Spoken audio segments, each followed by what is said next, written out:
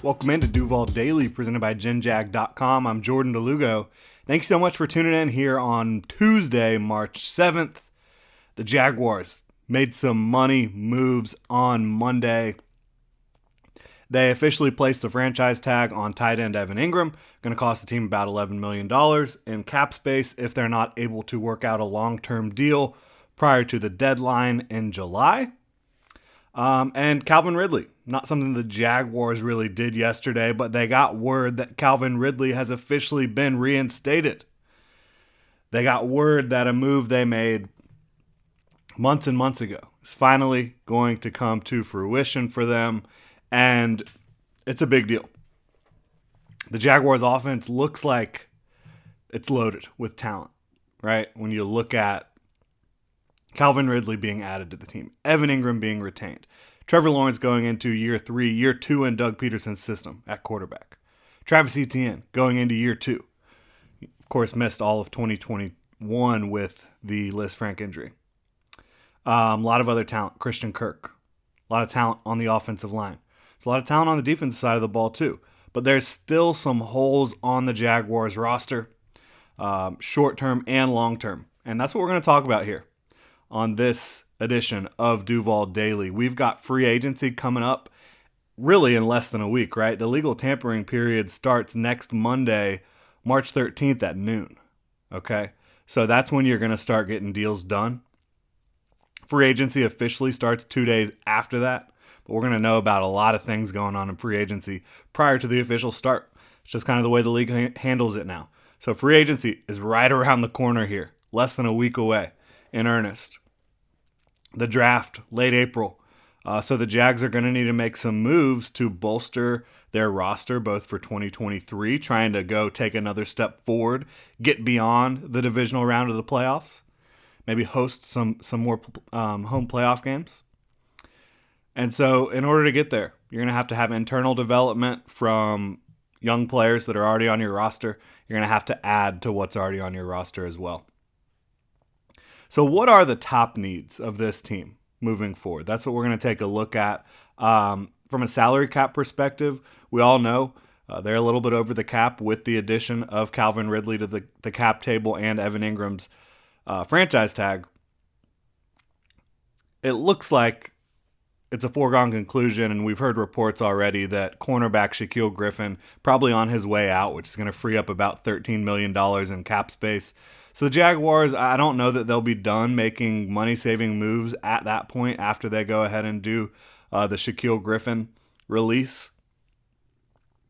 I wouldn't be surprised if they, potentially do a couple more money-saving moves. But regardless of how they get there, the Jaguars are going to need to address some areas of their roster. What is the top immediate need right now? Like, if they stepped out on the field tomorrow, what are you worried about? They still need a nickel cornerback, right? And they need cornerback depth. That is the top immediate need for the Jacksonville Jaguars. Trey Herndon, who manned the nickel towards the back half of the year, he is an unrestricted free agent. Darius Williams, who handled that earlier on in the year, he's now your outside corner opposite Tyson Campbell, where he really belonged the entire time he was here. That's what he played in LA. That's what his bread and butter is. Even though he's a smaller outside corner, that's where he belongs. He has earned the right to be the Jaguars' starting outside corner opposite Tyson Campbell in 2023. So that means from a depth or from a need perspective, nickel cornerback is a huge need. In the modern NFL, the Jaguars system, you have a nickel on the field most of the time, the vast majority of the time. And on the money downs, third and medium, third and long, those are the downs where you've got to get your defense off the field. You're going to have a nickel cornerback out there for the most part. And the Jaguars, just quite frankly, they just don't have one right now, right? Unless you include Darius Williams in the nickel, which, again, I would caution away from. I think you've got a really good tandem of outside starting corners now. You just got to lock down that nickel spot. And how do the Jaguars go about that? Do they bring back Trey Herndon to compete for a job? Do they bring back Trey Herndon and add a player in free agency? We know that the nickel cornerback spot is still, while it's incredibly important, it's not one of the spots that gets overpaid. It's not highly valued in terms of contracts, in terms of the contracts these players are earning for the most part. And so could you go potentially get a free agent to kind of handle that? I think you could. Could you go attack the draft and try to find a nickel cornerback? Brian Branch, potentially, maybe one of the guys from Illinois. When you talk about Jartavius Martin, Sidney Brown, Chase Brown's brother. I think there's a lot of options for the Jaguars to upgrade their nickel, and that's what they need to do right now. And they also need cornerback depth, because while you added Gregory Jr. and you also added Buster Brown in the 2022 draft class, neither of those players looks like they're guaranteed to be someone who is providing great depth for you. Could they develop in year 2? Yes. Do you expect them to have some development in year 2? Yes. Are they the answer for the cornerback depth? I'm still not sure. So I think going and getting that nickel is the top need for the Jaguars. The top thing they can do right now to really upgrade the current roster just from a talent standpoint. There's no talent at nickel right now, and it's a vital position in the modern NFL. So the Jags are going to need to go address that. For me, the next biggest need is pass rush. And I don't really care where it comes from, whether you're trying to add an edge guy, trying to add more interior pass rush, both. You need more juice, right? Arden Key, he's an unrestricted free agent. Dewan Smoot, he's an unrestricted free agent and dealing with an Achilles injury. What do you have right now? You have Josh Allen and Trayvon Walker, who you feel pretty good about, right? Especially on base downs, you feel great about the combo of Josh Allen and Trayvon Walker. When it comes to creating pass rush, Josh Allen and Trayvon Walker, I think, can do more than they did for you in 2022, and they need to do more than they did for you in 2022. But behind them right now, the only guys with any real experience, Kayvon Chason. Does that inspire you as a third edge rusher? Does Jordan Smith inspire you as a third edge rusher who's coming off a knee injury? He missed all of 2022. Deshaun Dixon?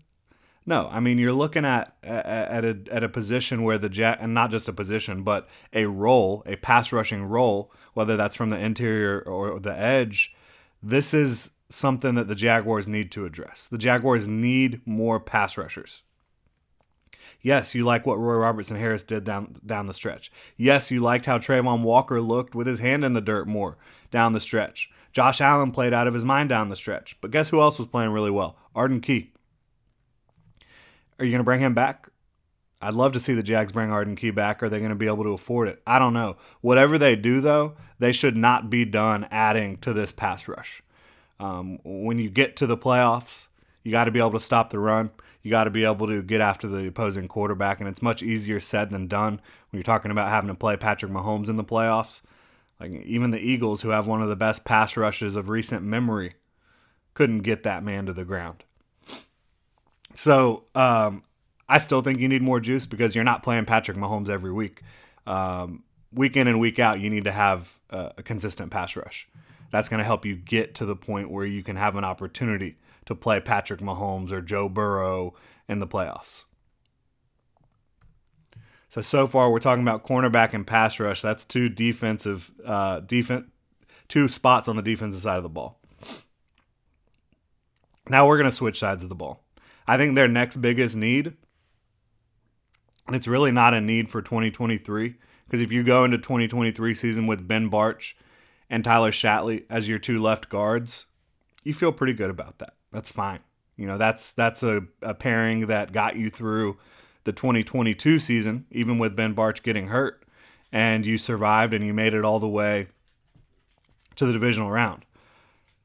But do you want Tyler Shatley starting for that long? No, you don't. You want him as a guy who can fill in for you, get you out of a game, play a few games for you at center or either of the guard spots. Ben Bartch, I do think he was showing a lot of signs of progress, you know, especially as a run blocker. Thought that the Jaguars' run blocking really took a hit when Ben Bartch suffered that injury and missed the rest of the season. Could you upgrade this position for 2023? Yes, I think you could. Not in free agency. You're not going to spend big bucks to upgrade over Ben Bartch, but in the draft, potentially, I think you could. And not only is it a a position where it's not necessarily a need, but it's one that you look through the depth chart and you're like, yeah, left guard's a spot we could upgrade for 2023. Not only that, but both Ben Barch and Tyler Shatley are on expiring contracts in 2023. So even if you don't view it as a short-term need, it is a long-term need. You're going to need to address it. And I think the Jaguars are going to have some opportunities to do that on the first couple days of the draft and really bring in someone who can fortify that left guard spot both as a run blocker and a pass protector. I think Osiris Torrance would do that for you. I think Steve Avila out of TCU would do that for you. I think you have a few other options in the draft to go get an immediate upgrade at the position and fortify it long term. Again, Tyler Shatley, Ben Barch, both on expiring contracts in 2023. And when you look at the receiver core, you don't look at it and say, well, they've got huge needs at receiver because you have Calvin Ridley, who's a wide receiver one, when he's at his best. And from what we've heard in the workouts, and you saw Pete Prisco tweeting about it yesterday, he's heard that Ridley hit top speed of over 22 miles per hour in recent workouts. If that's the case, you're feeling great about Ridley. We've seen the workout videos. They all look good. We've seen Calvin Ridley interacting with Duval on social media, and it looks like things are really moving in the right direction there. But you look at Calvin, love the wide receiver one. Christian Kirk, your slot dominator. Zay Jones, kind of a move guy who you can do a lot of different things with. Do you have a possession receiver where it's third down and we just need a big-bodied guy we feel that's going to come down with it? A big, reliable receiver. Marvin Jones kind of served in that role in 2022. Do you have that role in 2023? Do you need that role? I'm not actually positive that they need that role because when you have options in the receiving game like Calvin Ridley, Christian Kirk, and Evan Ingram, do you really need that Marvin Jones type player who you just feel good about? If they're kind of blanketed in coverage, third down, you still feel like you can throw the ball up to them and they have a good chance of bringing it down. I think Calvin Ridley can be that guy, certainly for you. I think Christian Kirk has been reliable. Evan Ingram's been reliable.